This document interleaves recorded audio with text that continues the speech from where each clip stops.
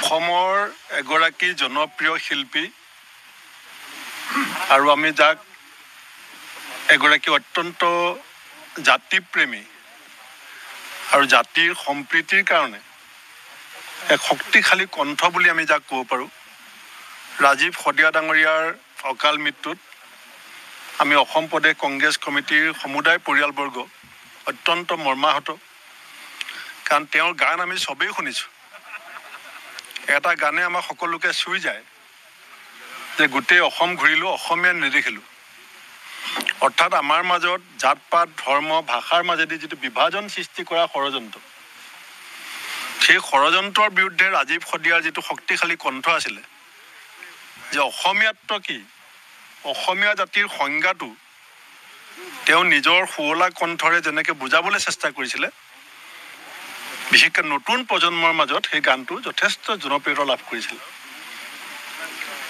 আৰু যিবিলাক কাম আমি বহুতে গোট খাই পেলাই কৰিব নোৱাৰোঁ, সেইবিলাক তেওঁ অকলশৰীয়াকৈ এটা এটা গানৰ মাজেদি এটা এটা ডাঙৰ ডাঙৰ বাৰ্তা জাতিক দিছিলে।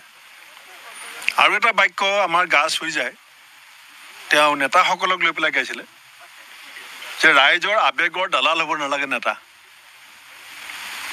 এনেকৈ এজন গায়কে নেতাসকলক যিটো সাৱধান বাণী শুনাইছিলে ৰাইজৰ হৈ পেলাই, এইটো বৰ সাধাৰণ কথা নহয় যে ৰাইজৰ আৱেগৰ দালাল হ'ব নালাগে নেতা। নেতা হৈছে ৰাইজৰ আৱেগৰ দালাল। কিয় গাবলগীয়া হৈছিলে, কিয় গাইছিলে? জাতীয় স্বাৰ্থত। দেখিছিলে যে জাতিক কোনোবাই যেতিয়া বিপদে পৰিচালিত কৰে, আৰু গান নিজে লিখিছিলে, সুৰ নিজে দিছিলে। গতিকে তেনেকুৱা এজন অতি প্ৰতিভাৱান যুৱক মাত্ৰ 40 বছৰ বয়সত অকাল মৃত্যু হোৱাটো মই ভাবোঁ যে আমাৰ জাতিৰ কাৰণে এইটো অত্যন্ত দুখৰ খবৰ। আমি আজি অসম প্ৰদেশ কংগ্ৰেছ কমিটি, আমাৰ বিধায়িনী দলৰ দলপতি শ্ৰীযুত দেৱব্ৰত শইকীয়া ডাঙৰীয়া, আমাৰ প্ৰদেশ কংগ্ৰেছৰ যথেষ্ট সংখ্যক নেতা আহিছে, আপোনালোকে দেখিছে। তিনিচুকীয়া জিলা কংগ্ৰেছ, ধেমাজি জিলা কংগ্ৰেছ, শিৱসাগৰ জিলা, আমাৰ ডিব্ৰুগড় জিলা কংগ্ৰেছ, আমাৰ শদিয়াৰ সকলো কংগ্ৰেছ দলৰ নেতা কৰ্মী আমি আজি আহি তেখেতৰ পৰিয়ালক সমবেদনা জনাইছোঁ। আৰু আমাৰ কৰ্মীসকলে সকলোৱে আমি মিলি, বিধায়কসকল, সাংসদসকল, আমি দলৰ ফালৰ পৰা এককালীনভাৱে 2 লাখ টকা এটা পৰিয়ালটোলৈ সাহাৰ্য আগবঢ়াইছোঁ।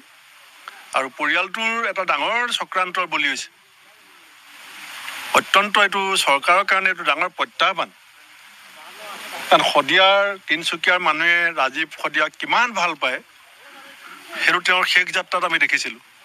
আপোনালোকে টিভিত দেখাইছিলে কেনেকৈ হাজাৰ হাজাৰ মানুহ তেওঁৰ শেষ যাত্ৰাত চকু পানী টুকি টুকি আহিছিল। সেই পৰিয়ালটো এতিয়া এচাম দুষ্ট চক্ৰৰ ষড়যন্ত্ৰৰ বলি হৈছে। চৰকাৰে যদি খবৰ পোৱা নাই, মই আপোনালোকৰ মাধ্যমেৰে চৰকাৰক আহ্বান জনাইছোঁ যে আমি দুখৰ সমভাগী হোৱাৰ লগতে আহি থকা সময়ৰ যিটো ষড়যন্ত্ৰ তেওঁলোকৰ পৰিয়ালটোৰ বিৰুদ্ধে হৈ আছে, তাৰ পৰা যাতে ৰক্ষা কৰিবৰ কাৰণে আমাৰ বিৰোধী দলপতি ডাঙৰীয়াও তেখেতৰ সাধ্য অনুসাৰে ব্যৱস্থা গ্ৰহণ কৰিব। কিন্তু চৰকাৰকো মই আহ্বান জনাইছোঁ। আৰু পৰিয়ালটোৰ যিটো অৱস্থা মই দেখিছোঁ, চাগিলে ৰাজীৱে জাতীয়তাবাদী কথাবিলাক বৰ খোলাকৈ কোৱাৰ কাৰণেই বেছি আগবাঢ়িব পৰা নাছিলে। এই যে নেতা ৰাইজৰ আৱেগক লৈ দালালি কৰে বুলি কৈ পাইছিলে গানত, চাগিলে এইবিলাকেই হয়তো ৰাজীৱ আৰ্থিক দিশত আগবাঢ়ি যোৱাত অসুবিধা হৈছিলে। কাৰণ ইমান শুৱলা কণ্ঠ, ইমান শক্তিশালী কণ্ঠ, কিন্তু ইমান দুখ আৰু যন্ত্ৰণাৰ মাজত পিতৃ কেনেকুৱা ঘৰত আছে, গতিকে এই কথাখিনি আমি সকলোৱে নিশ্চয় চকু ৰাখিব লাগিব। আৰু আমি সকলোৱে মিলি এই পৰিয়ালটোক আমি বিপদৰ সময়ত সহায় কৰিম। এইখিনিকে মই সমবেদনা জনোৱাৰ স্থলীত তেওঁৰ শ্মশানৰ কাষত আহি পেলাই মই কৈছোঁ।